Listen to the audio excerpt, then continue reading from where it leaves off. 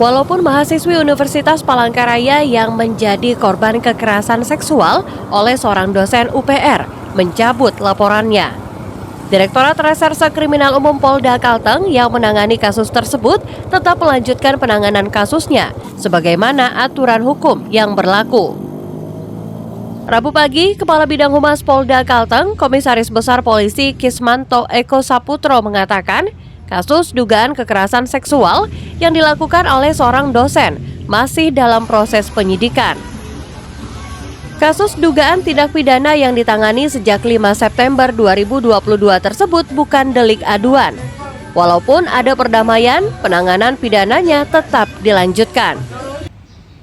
Terduga pelaku sudah 3 kali diperiksa penyidik, bahkan surat pemberitahuan dimulainya penyidikan sudah dikirim ke jaksaan, dan polisi sudah melakukan visum terhadap korban.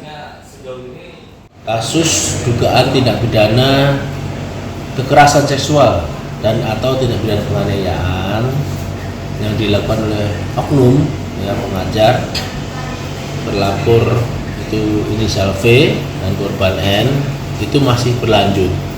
Dan sekarang masih dalam proses sidik, dan karena ini bukan merupakan delik aduan, jadi perkara masih berlanjut dan kita tunggu hasilnya nanti bagaimana proses pendidikannya yang sudah dikoordinasikan dengan pihak kejaksaan.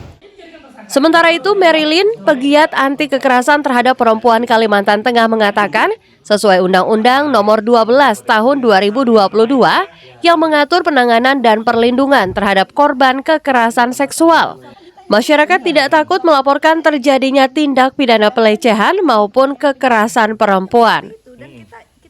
Semua elemen, baik pemerintah, kemudian lembaga pendidikan, masyarakat itu penting untuk mengetahui hal ini.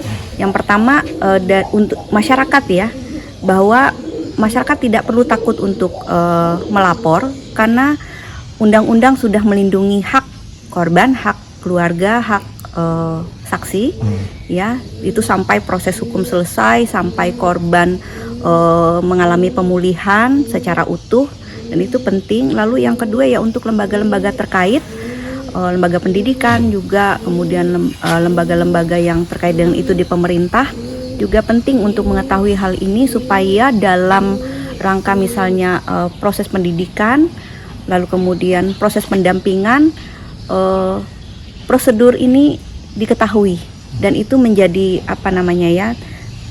tindakan yang masif, tindakan yang seragam begitu dilakukan. Sampai berita ini disusun, Rektor Universitas Palangkaraya Profesor Salampak yang dihubungi wartawan untuk konfirmasi melalui pesan WhatsApp belum memberi tanggapan. Dari Palangkaraya, Ririn Binti dan Abimanyu Wahyu Aprianto melaporkan.